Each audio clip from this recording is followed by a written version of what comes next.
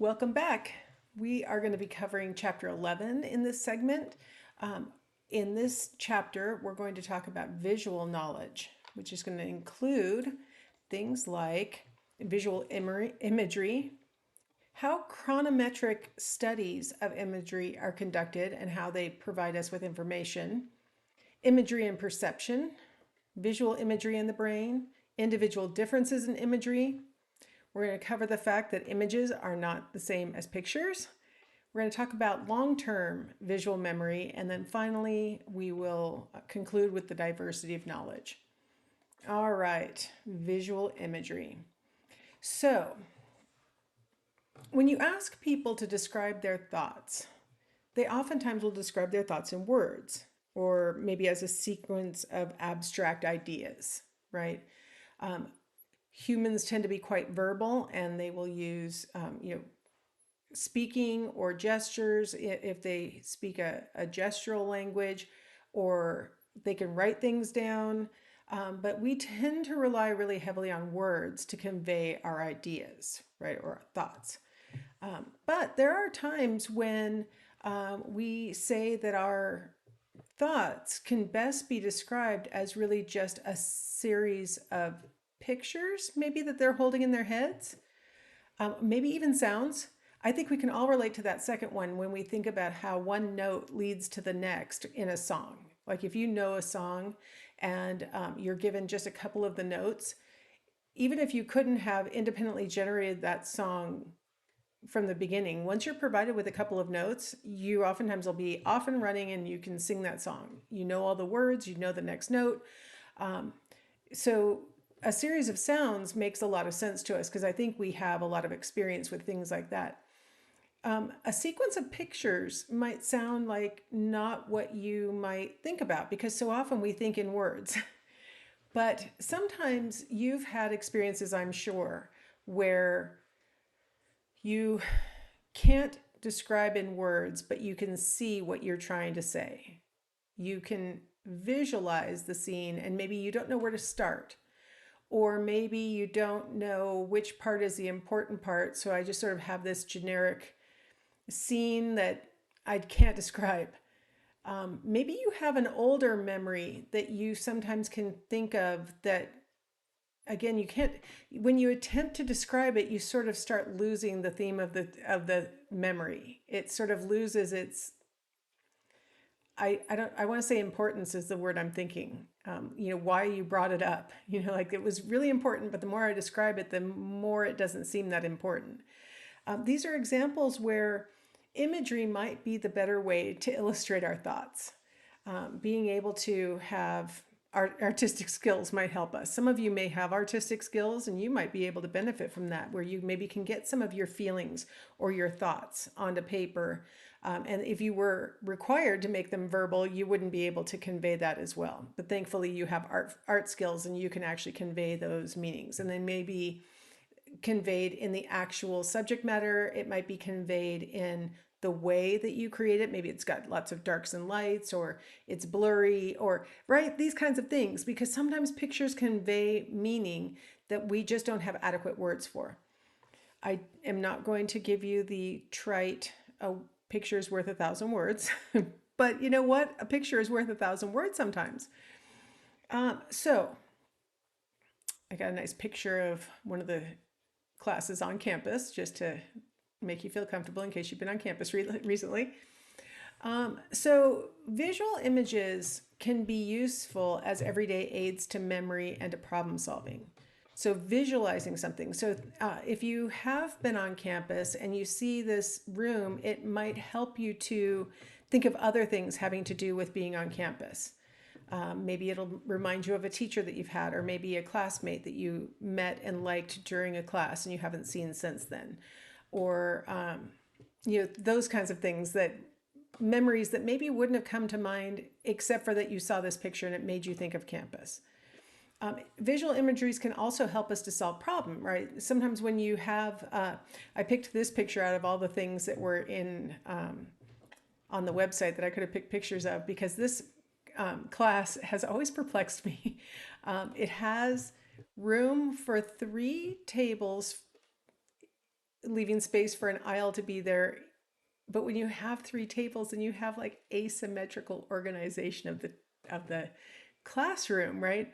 But see how it has four chairs on the right and four on the left, so it's actually symmetrical, but it doesn't look right. Does it? Doesn't look symmetrical, and I think it's because the front row is actually shoved over a little to make a row for the probably the teacher to be able to walk around. But the whole thing looks asymmetrical, and so we might have a problem to solve. Like, how could we take this number of tables and this number of chairs, making it possible for people to be able to move forward and move backward in the room, and make it look symmetrical? Like, that might be a problem we have to solve. And it would be best, really, honestly, if we can imagine it, if we could think about it, if we could picture all the details. In fact, you might even benefit from cutting out little rectangles to represent the tables, little square to represent the teacher's chair up there in the front, and like these kinds of things, right? That might help you even more if you can have like a concrete imagery that's out in the world rather than just in your head, right? So visual images can be really helpful. Now, I want you to think about your own personal experience. So I put how many windows are in your apartment in case you live in an apartment, but if you live in a house or wherever you live, how many windows are in your dwelling? How's that?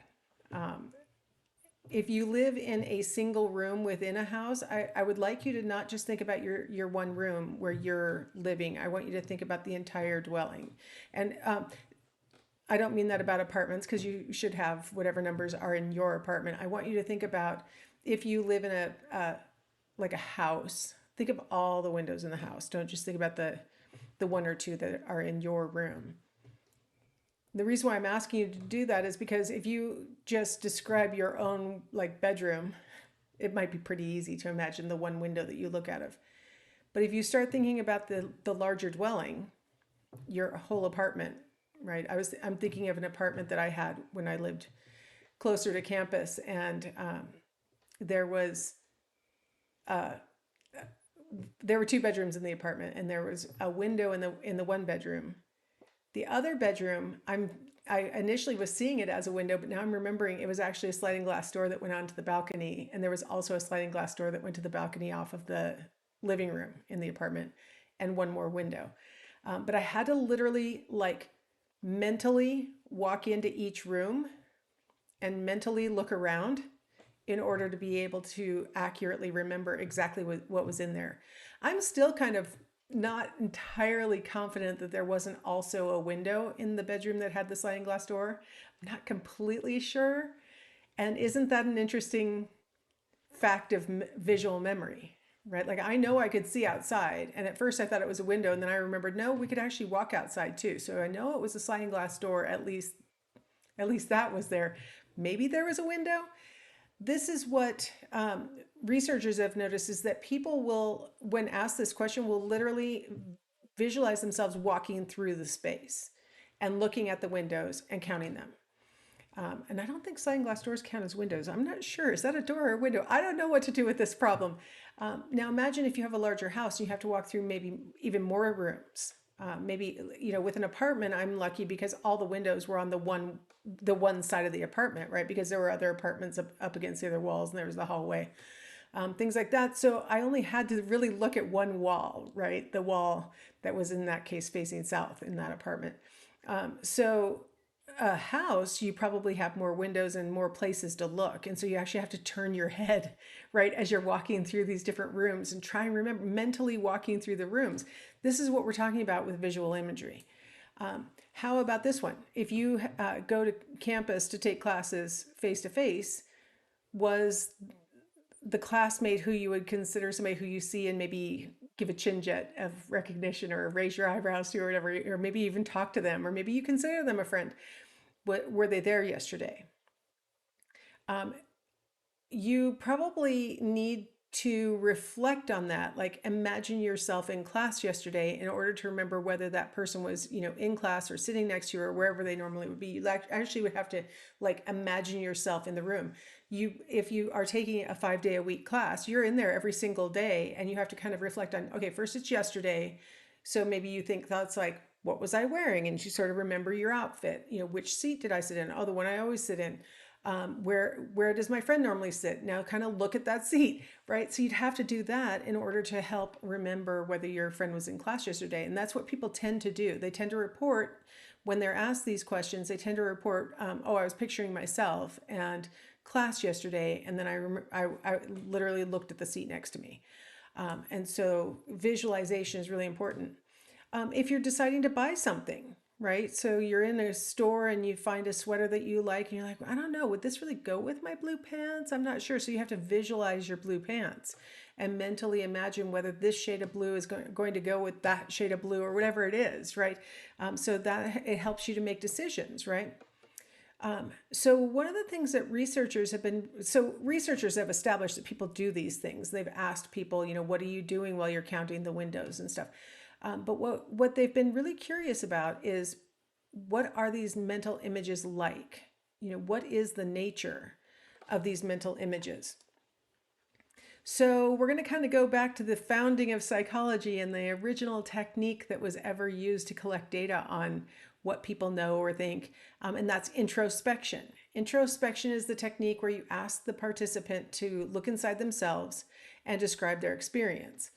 So back in 1883, Francis Galton used introspection to study mental imagery. Now, Francis Galton, if you've taken any other psychology classes, might sound familiar to you because he was one of the early researchers on intelligence.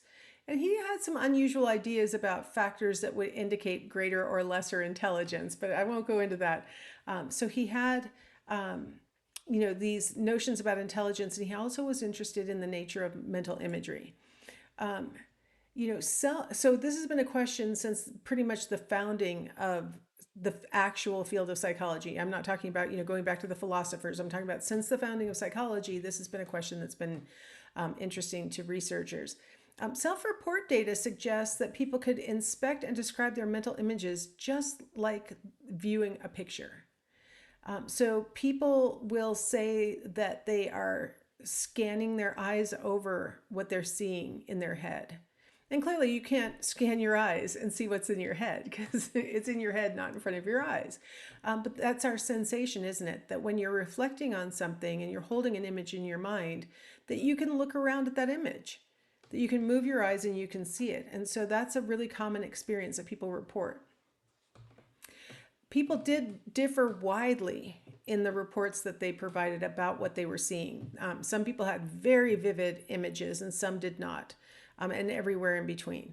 Some reported a bunch of detail in their images, and others had just sort of the vaguest sketch of what had happened or what they were trying to remember. Some visualized the whole scene in its entirety. Others visualized only the relevant key components that they were being asked about, and the rest of it was just like a blur or fade to gray or something like that. Self-report data actually has shown us, ever since Francis Galton time, we've known that there are some people who are incapable of forming a visual image. Some people are surprised to find out that their friends, when they read a book, don't visualize what's going on in the book. They can't see the action. And those people who can't visualize what's happening in a book typically report that they don't enjoy reading. People who do enjoy reading tend to visualize what's going on to a greater extent. I'm not saying that they have the most vivid, detailed, thoroughly fleshed out visualization, but they tend to have, people who enjoy reading tend to visualize more than people who don't enjoy reading. So that might be one factor, right? That there might actually be some people who can't visualize. There's this, if you're asked to visualize something and then explain it to someone else, there's a translation step, a gap in time between when you've been asked to start describing it verbally and you can actually do it. And that's the point where you're translating your inner experience into words that you can share with someone else, either verbal words or written words or signed words. So there's this clear delay that goes between the request to describe it that's provided by the researcher and then the beginning of the description by the participant, and that's what we call the translation step. That moment where you're trying to figure out, how do I describe this? Where do I start? That's the translation step. So one of the things that we worry about with regard to these kind of introspective measures of imagery is that there's a potential for different individual differences that we see to be reflective of different imagery capabilities, or it could be reflective of the self-reporting style, right? So people might have very similar images in mind, but the difference might lie just in how they're describing it, their verbal skills in describing it. And so we have to be very careful when we look at these introspections and draw too big of inferences from it, because it's possible that there is more similarity in the actual image than the verbal descriptions imply, right? So we have to be really careful about not assuming too much. All right. So let's go ahead and stop here. We'll come back and we'll talk about chronometric studies of imagery in the next piece.